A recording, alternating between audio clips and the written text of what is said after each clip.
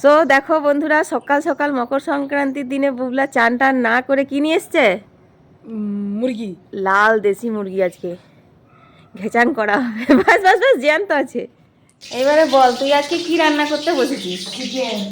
তো বন্ধুরা, আজকে বুবলার হাতের স্পেশাল ওলকপি আলু দিয়ে আমরা চিকেন খাবো। বুবলা এখন চিকেন রান্না করছে।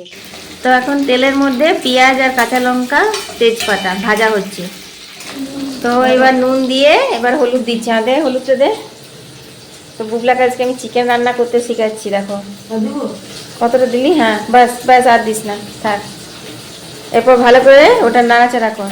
তো এবার মশলা দিয়ে দে। এটার মধ্যে আদা রসুন ধনে জিরে শুকনো লঙ্কা গুঁড়ো আছে, কেঁচে কুচে দিয়ে দে। হ্যাঁ, জল দিয়ে এবার ভালো করে মশলাটা কষা। আলুগুলো দিয়ে দে এর মধ্যে, আলু আর ওলকপিটা। আলু আর সবগুলোই। তো এখানে ওলকপি আর আলু হালকা করে সিদ্ধ করে রেখেছিলাম, এবার একসাথে এটা কষাতে হবে। আস্তে আস্তে দিবি যেন কড়াইটা উঠে না যায়।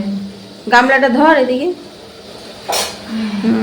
দে এবার মাংসটা দে এখানে, আস্তে আস্তে দে মাংসটা দিয়ে ভালো করে নাড়াচাড়া করবি। মশলাটা যেন মাংসর গায়ে ভালো করে লেগে যায়। সারাসি করে ধর কড়াইটা আগে। কেমন লাগছে রান্না করতে? দেখি মুখটা। চিকেন রান্না করতে ভালো লাগছে? দেখো বুবলা এখন চিকেন রান্না করছে ওলকপি আলু দিয়ে সুন্দর করে। ওই দিকটা সমান করলি? ওই দিকটা যেদিকে লেগ পিসটা আছে সেই দিকটা থেকে নিয়ে আয় মশলাটা।